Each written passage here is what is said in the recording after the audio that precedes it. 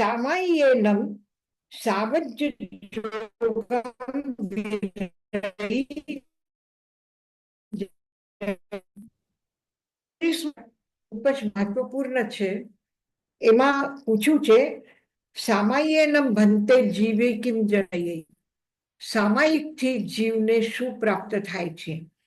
તો એને સામાયિનમ સાવજ્ય જોગ વિરયીમ જનયી, સામાયિક કરવાથી સાવધ્ય યોગ એટલે દોષપૂર્ણ પ્રવૃત્તિ જે છે મન વચન કાયાની, જોગ એટલે યોગ, યોગ એટલે મન વચન કાયાની પ્રવૃત્તિ, સાવધ્ય દોષપૂર્ણ જે મન વચન કાયાની પ્રવૃત્તિ છે એનાથી વિરયીમ વિરતિ પેદા થાય છે, વિરક્તિ પેદા થાય છે, એટલે એ અલગ થાય છે. આવી ધ્યાનમાં સામાયિકના સાધનાથી પાપની વૃત્તિઓ બધી દૂર થઈ જાય છે. સામાયિકમાં આપણે ક્રોધ કરી ન શકીએ, અહંકાર કરી ન શકીએ, લોભ કરી ન શકીએ, આ બધી દોષપૂર્ણ પ્રવૃત્તિ છે. પછી આ તો અંદરના ભાવો થયા, પણ એની અભિવ્યક્તિ શેનાથી થશે? મન વચન અને કાયાથી. મનમાં કોઈ પણ વ્યક્તિ પ્રતિ દુર્ભાવના પેદા થશે, પછી વાણીથી એના ઉપર ગુસ્સો કરીને બોલવામાં, તીખી અવાજમાં બોલવામાં આવશે. બહુ ગુસ્સો આવે તો એક થપ્પડ મારશું. એટલે વાણીથી, મનથી અને કાયાથી એ જે દોષપૂર્ણ પ્રવૃત્તિ થાય છે એ સામાયિકથી અટકી જાય છે. એટલે સામાયિકમાં એ નથી થતી.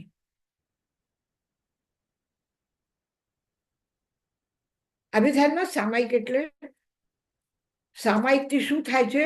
તો યોગની જે દોષપૂર્ણ પ્રવૃત્તિઓ છે એ નથી થતી. કારણ કે યોગની પ્રવૃત્તિને કોઈ પૂર્ણ રીતે અટકાવી ન શકે. મન નિર્વિચાર થઈ ન શકે. ફક્ત એક વાણી છે કે જે વાણીનું ઉચ્ચારણ જે છે એ અટકી શકે છે, પણ શબ્દાત્મક વિચારો જે છે એ ચાલુ જ રહેશે. કોઈ સાંભળનારો હોય કે ન હોય, ગુસ્સો આવે એટલે એકલા ને એકલા બોલ્યા જ કરશે. જોયું કે નહીં જોયું? કોઈને એકલા બોલતા હોય અને કોઈ સાંભળે કે નહીં સાંભળે કે કોઈના માટે તમે શું બોલો છો, કોના માટે બોલો છો, પૂછવું પડે તો પણ એ બોલે નહીં, એકલા બોલતા રહેશે. તો એ વાણીને મૌન કરીને થોડું ઘણું અટકાવી શકીએ. પછી કાયાનું પણ પણ કાયાની પ્રવૃત્તિ જ્યાં સુધી 14મી ગુણસ્થાનમાં નિર્વાણનો સમય આવે ત્યારે યોગની પ્રવૃત્તિ બધી બંધ થશે, ત્યાં સુધીમાં નહીં થાય. કેવલ જ્ઞાની પણ શ્વાસ રોકી નહીં શકે, બ્લડ સર્ક્યુલેશન બંધ કરી નહીં શકે, કરી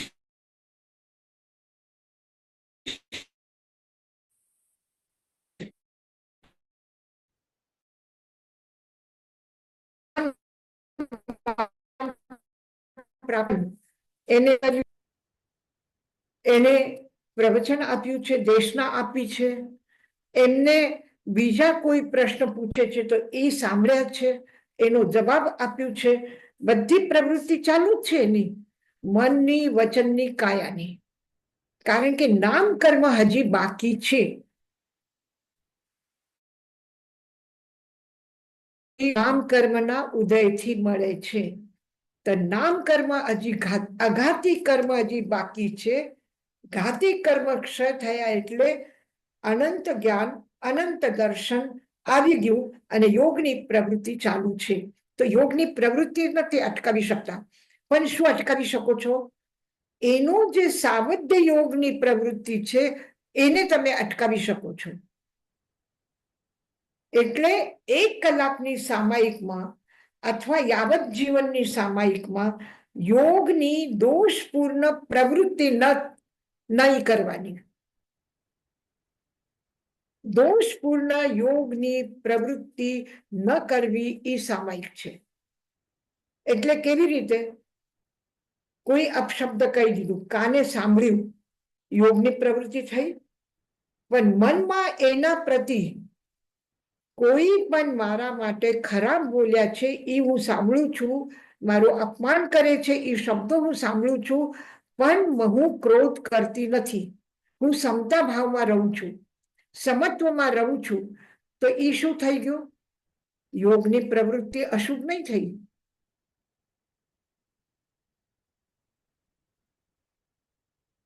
આદિધર્મ સંભળાય છે? હા, સંભળાય છે યશાજી મહારાજ. હા હા. તો સામાયિક એટલે સાવધ યોગની, દોષપૂર્ણ યોગની પ્રવૃત્તિથી નિવૃત્તિ છે. પછી ખમાવનયાયનમ પલ્લાયન ભાવમ જનયઈ. ક્ષમાપના કરવાથી જીવને શું પ્રાપ્ત થાય છે? શા માટે આપણે પ્રતિક્રમણ કરવું જોઈએ? પ્રતિક્રમણ પછી જ્યારે આપણને ખબર પડે કે આ મારાથી ભૂલ થઈ છે અને આપણેથી ભૂલ થઈ એટલે એની આપણે ક્ષમા યાચના કરીએ, તો એનાથી શું થાય? એક પગમાં કાંટો વાગ્યો હોય અથવા આંખમાં કંઈક એકદમ સૂક્ષ્મ કચરો આવી ગયો, કોઈ નાનો એકદમ જીવ આંખમાં આવી ગયો, તો શું થાય છે? બેચેની થાય છે, દુખે છે, ચૈન નથી પડતું. તો એવી જ રીતે જ્યારે પણ વ્યક્તિ ક્રોધ કરે, ક્રોધ એટલે શું? શલ્ય, નિશલ્ય વ્રતિ. જે શલ્ય રહિત છે એ વ્રતિ છે. શલ્ય એટલે દોષ. તો પછી એ દોષ જ્યારે લાગે, જ્યારે પગમાં કાંટો હોય તો ચાલવું મુશ્કેલ થઈ જાય, દુખે છે, તકલીફ થાય છે, પછી એમાં પસ થાય છે, એમાંથી કઈ મોટી બીમારી પણ થઈ શકે છે, ઓપરેશન કરવું પડે છે. આ બધી એક પછી એક દોષપૂર્ણ પ્રવૃત્તિઓના કારણથી અશુદ્ધિ પેદા થાય છે. અને એ કાંટો કાઢી નાખ્યું તો શું થશે? બધી વ્યાધિ, બધી વેદના, બધી ખતમ થઈ જશે કે નહીં? તમે આંખમાં પાણી છાંટીને આંખ ધોઈ લો અને કચરો નીકળી જાય, પછી બેચેની થશે? નહીં થશે. પછી તમે સરખી રીતે જોઈ શકશો? પછી તમને ચૈન પડશે? તમે કોઈને સારી વાત સાંભળી શકો છો? કોઈ ખુશ થઈને આવ્યા તો તમે એના ખુશીમાં ખુશ થઈ શકો છો? પણ આંખમાં કચરો પડ્યો છે, આંખ દુખે છે, તો કોઈ ખુશીના સમાચાર આપવા આવ્યા તો પણ તમે તમારું દુઃખ જ લઈને બેઠા છો. એનો મતલબ શું થયું? તમે ક્ષમાપના કરો એટલે ક્ષમા યાચના કરો. કોઈને માફ કરવું સહેલું છે, પણ કોઈથી માફી માંગવી શું સહેલું છે? આપણે માફી માંગવી સહેલી છે કે કોઈને માફ કરી દેવું સહેલું છે? માંગવી સહેલી છે. માંગવી સહેલી છે, પણ કોઈને માફ કરી દેવું અઘરું છે. સામેવાળા માફી નહીં માંગે, સોરી નહીં કે, તો પણ આપણા મનમાં એના પ્રતિ દ્વેષ ભાવ નથી, એ અઘરું છે. જ્યાં સુધી સોરી નહીં કે ત્યાં સુધી મને ગુસ્સો રહેશે, હું નારાજ રહીશ. એનો મતલબ શું થયું? મેં એને માફ નથી કર્યું, એના ક્ષમા યાચનાની રાહ જોઉં છું. એટલે એક ક્યાંક મને એટલો મારો અહમ છે, ક્યાંક મારી વેદના છે, દુઃખ છે, કે એ કેમ સોરી નથી કહેતો? એ ભલે ને સોરી નહીં કે, મને શું લાગે વળગે, મારા તરફથી મેં બધું ધોઈ નાખ્યું છે. તો પોતાના તરફથી પોતે નિર્મલ થવું આકરું છે. એટલે બીજાને માફ કરી દેવું એ આકરું છે, માફી માંગવી સહેલી છે. એમ થાય ક્યાં ઝંઝટમાં પડીએ, નકામું ક્યાં આપણે વધારીએ, ઝઘડા વધારીએ, કોઈના સાથે આપણે ખોટું પણ શું સોરી કહી દઈએ, એટલે બહુ સહેલું છે. કોઈ ગુસ્સો ન કરે, કોઈ આગળ વધીને 4 શબ્દ નહીં સંભળાવે એટલે સોરી કહી દેવાનું, એ બહુ સહેલું છે સોરી કેવું. પણ ક્ષમા આપવી કોઈને, એને સંવત્સરીના દિવસે પ્રતિક્રમણ કર્યા પછી ક્ષમા યાચના કરવી હોય તો શું થાય? અમે તો મોટા છીએ, નાના આમ પેલા અમારે ઘરે આવવું જોઈએ. હા, કોણ કહેશે? પેલા કોણ કહેશે મિચ્છામી દુક્કડમ? ઈ કે તો હું કહું. ઝઘડો એને શરૂ કર્યું હતું, વાક એનો હતું, પછી હું શું કામ મિચ્છામી દુક્કડમ કહું? એટલે કોઈને માફ કરવું આકરું છે. તો ભગવાન કહે છે કે ક્ષમાપનાથી, ક્ષમા આપના, આપના એટલે આપવી, કોઈને માફ કરવાથી શું થાય છે? પ્રલયન ભાવમ જનયઈ, તમને તમારી જીવનની પ્રસન્નતા મળશે. અને જીવનની પ્રસન્નતા મેળવવા માટે માફ કરી દો. સોરી કહેવાથી પ્રસન્નતા નહીં મળશે એટલી, જેટલી કોઈને માફ કરી દેશો તો પ્રસન્નતા મળશે. મેં મારા જીવનમાં કાંઈ રાખ્યું નથી, મેં મારા પગમાં વાગેલો કાંટો કાઢી નાખ્યું, બસ પતી ગયું.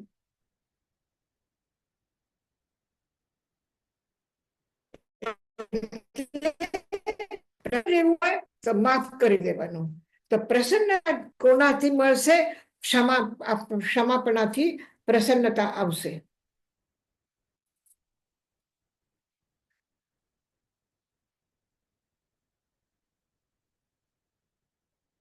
આ દુનિયામાં કહેવામાં આવે છે કે આપણે જ્ઞાન મેળવશું ને તો આપણે બહુ મોટા થઈ જશું, આપણે ધન મેળવશું ને તો આપણે મોટા સારા કહેવાય.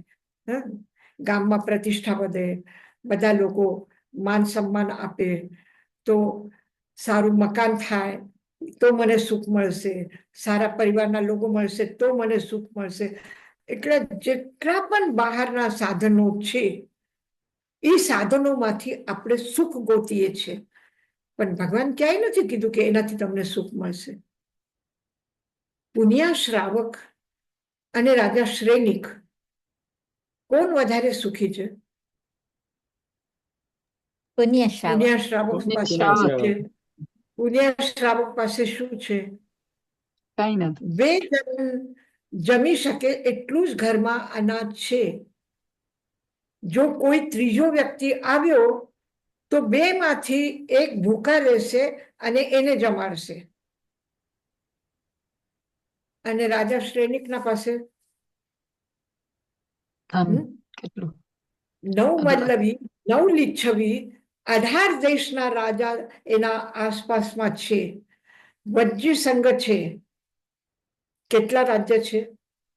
તો પણ એક પણ તમે એવું ઉદાહરણ સાંભળ્યું છે કે કોઈ રાજા શ્રેનિક ઉપર આક્રમણ કર્યું છે અને રાજા શ્રેનિક હારી ગયા છે? એક પણ ઉદાહરણ છે? રાજા દધિમાન હારી ગયા છે, ચંડ પ્રદ્યોત હારી ગયો છે, શતાનિક હારી ગયો છે, એ રાજાઓ હારી ગયા, પણ રાજા શ્રેનિક કોઈ દિવસ હાર્યા છે? તો પણ આટલું શસ્ત્રાર્થ છે, આટલી સંપદા છે, આટલું પ્રભુત્વ છે, આટલું અપરાજિતપણું છે, છતાં પણ શું કે છે કે હું નરકમાં જઈશ, મારે દુઃખ ભોગવવું પડશે, આ દુઃખમાંથી મને મુક્તિ કેમ મળશે? તો કોણ સુખ આપે છે એને? એનો પરિવાર એને સુખ આપે છે? કોણ આપે છે? રાજ્ય એને સુખ આપે છે? સેનાપતિ એને સુખ આપે છે? કોણ સુખ આપે છે? અને છેલ્લે ક્યાં જાય છે? પુનિયા પાસે જાય છે. જેના પાસે સેના નથી, જેના પાસે રાજકોષ નથી, જેના પાસે ખાવા પીવાનો, રાજા શ્રેનિક આવ્યા છે તો એને જમાડવા માટે એના પાસે છે કઈ નથી. એક જણો ભૂખો રહેશે ત્યારે એને કહેશે કે તમે કઈ ખાઈ લો. અને કેટલું પ્રસન્ન છે, કેટલા ક્ષમતા ભાવમાં છે. એના સામાયિકની પ્રશંસા કોણ કરે છે? ભગવાન મહાવીર કરે છે. અને ભગવાન મહાવીર કહે છે કે તને જો તારા નરકના બંધન કાપવા હોય તો રાજા શ્રેણિક પુણ્ય શ્રાવક પાસેથી સામાયિક લઈ આવ. કોણ માગવા માટે કોના સામે ઉભા છે? માગવા કોણ ગયું? જેના પાસે ન હોય એ જ માંગે ને. રાજા શ્રેણિક પાસે નથી પણ પુણ્ય પાસે છે, એટલે પુણ્ય પાસે એ માગવા ગયા છે. તો કેવી રીતે? કારણ કે એ ક્ષમા ભાવમાં છે, કારણ એ સમત્વ ભાવમાં છે, કારણ એના અંતરમાં કોઈના પ્રતિ પણ દ્વેષ ભાવ નથી.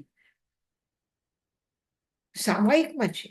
જો સામાયિકમાં છે તો પછી કોઈ અપરાધ કરે, કોઈ ક્રોધ કરે, કોઈ ગાળો આપે, કોઈ કઈ બી કરે. રાજા શ્રેણિક એને કહે છે કે તને બહુ લાલચ આવી ગયું ને, તને એવું લાગતું હોય કે આ સામાયિકનું મૂલ્ય ઓછું છે તો તને વધારે આપી દઉં.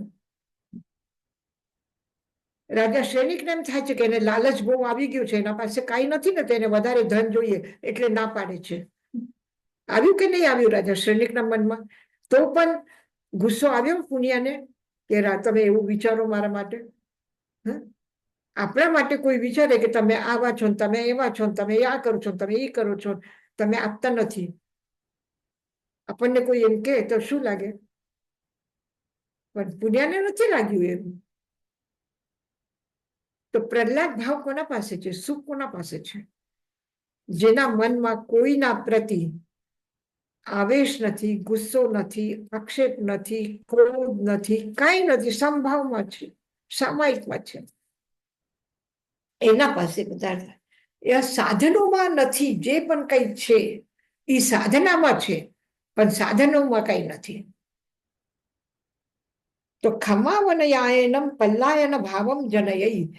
કોઈના પણ દોષને, કોઈ આપણા માટે ખોટું કરે એને આપણે માફ કરી શકીએ તો એ જ પ્રસન્નતા છે. નહીં તો આટલા ઉપસર્ગોમાં ભગવાન મહાવીર પ્રસન્ન કેમ રહ્યા? કેમ નહીં કીધું? કેમ નહીં કોઈને કીધું આ ગ્વાલાએ આવું કર્યું તું, આ કર્યું તું, તે કર્યું તું? કીધું એને કઈ મારા માટે ખોટું કર્યું છે એમ કહ્યું છે? ઉલટાનું એમ કહ્યું છે કે મેં એના તકલીફ આપી હતી, એના કાનમાં ગરમ શીશાનો રસ રેડ્યું હતું એટલે મારા કાનમાં એને ઠોક્યું. કોનું વાક કાઢ્યું એને? પોતાનું કે વાલાનું? કોનું વાક કાઢ્યું? પોતાનું. એટલે દોષ કોના જોયા? અને દોષ મુક્તિથી પ્રવૃત્તિ કોને કરી? તો કોઈના દોષ કાઢો, કોઈના દોષ જુઓ અને પછી એને આમ કર્યો, એને આમ કર્યું, મને ખબર નહોતી ને, આમ થયું ને આમ થયું. આપણે ક્યાં ફસાઈ ગયા તો મને કઈ ખબર નથી, અને બીજાને ફસાવવા માટે આખું માયાનું જાળ પાથરી દઈશું. તો આ બધું કરવાથી જો આપણે બચી જઈએ તો શું કામ આપણને કોઈને માફ કરવાની કે માફી માંગવાનો વારો આવશે? તો પલ્લાયન ભાવમ જનયઈ. જો પ્રસન્ન રહી શકતા હોય તો એનાથી વધારે બીજું કાંઈ નથી. જે પ્રસન્ન રહે છે એને માફ કરવાનું કે માફી આપવાની કે માફી માંગવાની કોઈ જરૂરત નથી. એને ક્ષમા માંગવાની પણ જરૂરત નહીં પડે અને ક્ષમા આપવાની પણ જરૂરત નહીં પડે. તો જીવનની સૌથી મોટી વાત છે. તમે ખૂબ ખુશ રહેજો, પ્રસન્ન રહેજો, ભગવાનની વાણી સાંભળીને આનંદ આનંદ મનાવજો. બરાબર?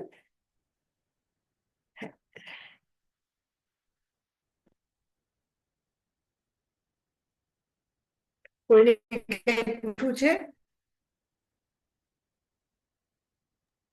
કે આગળનું કરવું છે? આપણે જે કરી રહ્યા છીએ એ જ છે. સજ્જાએનમ નાના વર્ણિજમ કમ્મમ ખવેઈ. સ્વાધ્યાય કરવાથી જ્ઞાનાવર્ણ્ય કર્મનો ક્ષય થાય છે. જ્ઞાનાવરણ એટલે મેં કીધું ને કે કશાય આત્માના સ્વભાવમાં મિક્સ થતા નથી. એના ઉપર આવરણ આવી શકે છે. એટલે આપણું જે અસ્તિત્વ છે એ અક્ષય છે, અખંડ છે, અક્ષુન્ન છે. એમાં કોઈ પણ મિલાવટ થઈ શકતી નથી.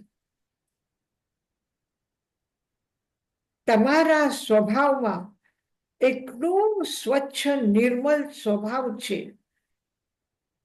કે એમાં મિલાવટ થઈ શકે નહીં. સોનામાં મિલાવટ થઈ શકે છે, પણ આપણા આત્માના સ્વભાવમાં કોઈ મિલાવટ નથી થતી. ફક્ત એટલું જ થાય છે કે એને ઢાંકીને રાખ્યું છે, એને છુપાવીને રાખ્યું છે, એટલે આપણને ખબર નથી. આપણે ભાન ભૂલી ગયા કે આપણા પાસે આનંદ સુખનો અક્ષય ખજાનો છે. એ આપણે આવરણથી ઢાંકીને રાખ્યું છે. હવે કેવી રીતે ખબર પડશે? તો સ્વાધ્યાય કરું તો જ્ઞાનાવરણી કર્મનો ક્ષય થશે. આવરણ હટાવી દઈશું. જીવનમાં અંધારો નથી, પણ દીવા ઉપર, બલ્બ ઉપર કપડો ઢાંકીને રાખ્યું છે, અને એ કપડો પણ ઘણો મોટો છે. એ કપડો પણ કાળા કલરનું, ડાર્ક કલરનું છે. કપડા ઉપર કપડા ઢાંકીને રાખ્યા છે, એટલે ખબર પણ નથી પડતી અહીંયા કઈ રાખ્યું છે. તો જ્ઞાનાવરણ્ય કર્મથી, સ્વાધ્યાય કરવાથી શું થશે કે હું શુદ્ધ સ્વરૂપ છું, મારા સ્વભાવમાં ખોટ નથી.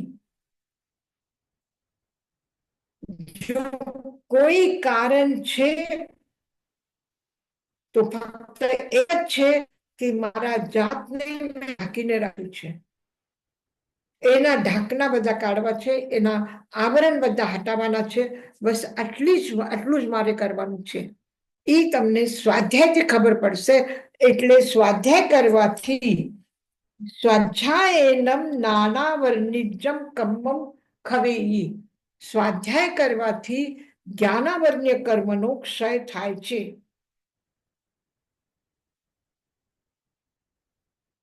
સંભળાય છે?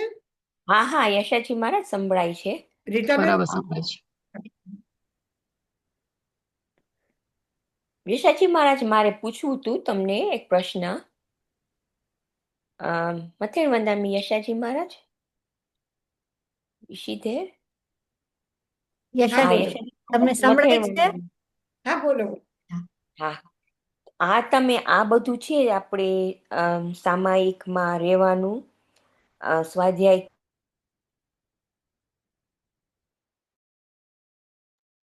So we can't Can't hear hear you. you, Harshilaben. Can't hear you.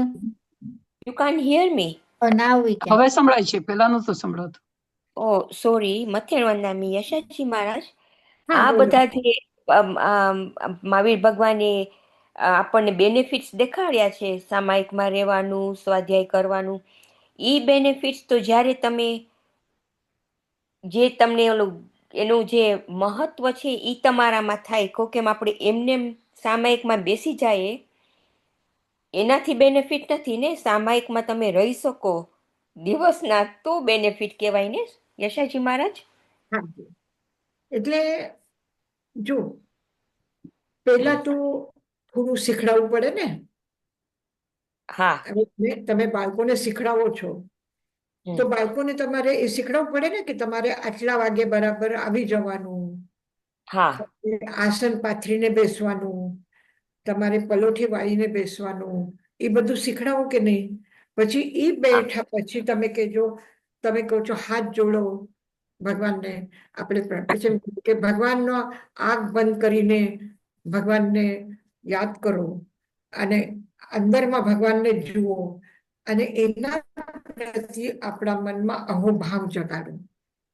તો હા જ્યાં સુધી તમે પહેલાની વાતો નહીં કરો અને સીધા તમે એને કહો કે હાથ જોડીને અહોભાવ જગાડીને નૌકાર મંત્ર બોલો, તો એને નહીં ભાવે. કારણ કે શું છે કે તમે પંખો ચાલુ કર્યો, હા પંખો ચાલુ કર્યો તો એ પંખો શું કરે છે? ફરે છે. હા ફરે છે. તમે સાયકલ ચલાવો તો સાયકલનો ચાક હેન્ડલ મારો એટલે ફરે છે. તમે હેન્ડલ મારવા માટે પગ કાઢી નાખો સાયકલ ઉપરથી તો પણ આ ચક્ર થોડી વાર માટે ફરતો રહેશે. તમે સ્વિચ ઓન ઓફ કરો તો પણ પંખો થોડી વાર તો ફર્યા કરશે. હવે બરાબર. આપણે આટલા સંસારિક ભાવોમાં, આટલા રાગદ્વેષમાં રહીએ છીએ કે તરત જ આપણે સામાયિક કરવા બેસવું અને એકદમ સમતા ભાવમાં આવી જશું, એ ન બની શકે. એ થોડી વાર તો આ ચક્ર ચાલશે જ. તો એના માટે થઈને આવશ્યક છે કે તમે થોડી કંઈક એવું બેસવાનું, વંદન કરવાનું, હાથ જોડવાનું, આવું થોડું એ રૂટીનમાં આવી જાઓ અને પછી કરો. તમે દોડતા દોડતા આવો છો, આવીને ટેબલ ઉપર બેસીને સીધો જમવા શરૂ કરશો તો સરખી રીતે જમી શકશો? ના. પાણી જમવામાં હજી મિનિટ લાગશે, ચબાવવામાં, મોઢામાં, પણ ખાલી પાણી પી લીધું તો પાણી પણ આપણે સરખી રીતે પી શકીએ? ના. જ્યાં સુધી આપણું જે બ્લડ સર્ક્યુલેશન આટલું તેજ દોડે છે એ થોડું શાંત થઈ જાય તો પછી આરામથી પાણી પી શકો, નહીં તો પાછો ઠસકો લાગશે, ધસકો લાગશે, એ પાછું આવશે પાણી, અંદર નીચે નહીં જાય, પાછું બહાર નીકળી જશે. તો જે એક પ્રકારની શરીરની, કાયાની, મનની, વચનની જે પ્રવૃત્તિ ચાલે છે, આટલું દોડે છે, આટલું દોડે છે કે તમે મનની પ્રકૃતિને ટાઈમ 1 મિનિટના 1 સેકન્ડ નહીં લાગશે, તમે લંડનથી સીધા ઇન્ડિયા આવી જશો. અને પ્લેનથી આવવું હોય તો નહીં આવી શકશો, પણ મનથી આવવું હોય તો 1 સેકન્ડ પણ નહીં લાગે કે તમે તરત જ વિરાતનમાં આવી જશો. આટલું તેજ ગતિ છે મનની. હવે આ મનના તેજ ગતિને થોડું શાંત કરવું છે તો કેવી રીતે કરશો? તરત ને તરત સમતા ભાવમાં આવશો.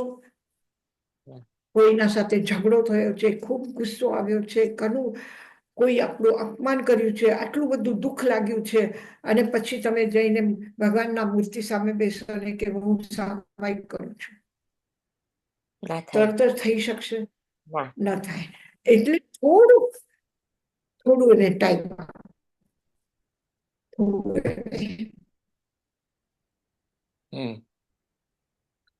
એકદમ થાકી ગયા હોય તો ઊંઘ પણ આવતી નથી તરત જ.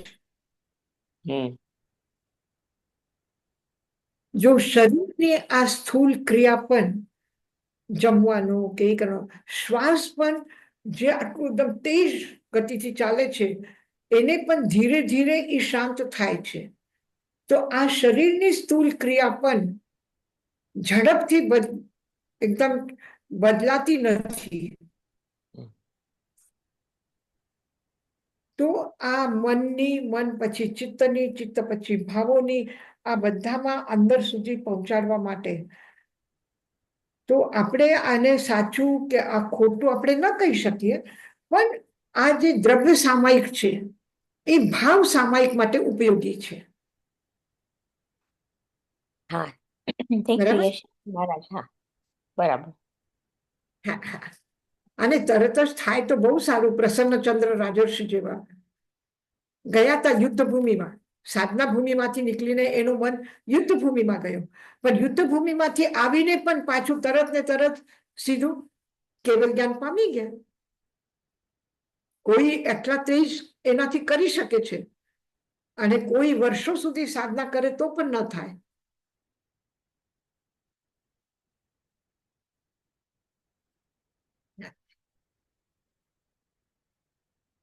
ચાલો મંગલ પાઠ કરીએ.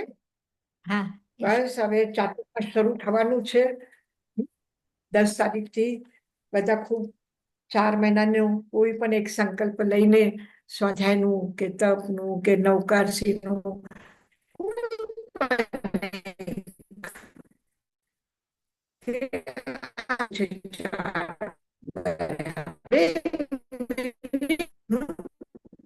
યશાજી મહારાજ સંભળાતું નથી થોડું.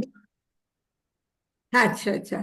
મેં કીધું ચાતુર્માસ શરૂ થાય છે, સંભળાય છે હવે? હવે સંભળાય. હા, તો ચાતુર્માસ થાય છે તો 4 મહિના સુધીનો આપણે કંઈક એવું સંકલ્પ રાખીએ કે આપણે 48 મિનિટની સામાયિક ન કરી શકીએ તો 2 મિનિટ પણ સવારના ઉઠ્યા પછી કે ફ્રેશ થયા પછી 1-2 મિનિટ એકદમ શાંત બેસી જવાનું અને એક મનને સુઝાવ આપવાનો કે મારા મનમાં કોઈના પ્રતિ કોઈ રાગ નથી, કોઈ દ્વેષ નથી, કોઈ ઘૃણા નથી.